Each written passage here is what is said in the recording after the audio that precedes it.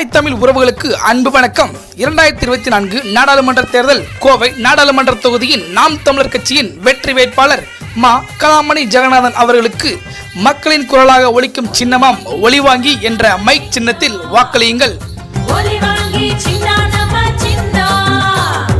நீங்கள் நாம் தமிழர் கட்சிக்கு வாக்களித்தால் உலகம் தரம் வாய்ந்த மருத்துவம், அனைவருக்கும் சமமான அடிப்படை கல்வி முதல் ஆராய்ச்சி கல்வி வரை கிடைத்திட உங்கள் வாக்கினை ஒலிவாங்கி என்ற மைக் சின்னத்தில் வாக்களியுங்கள்.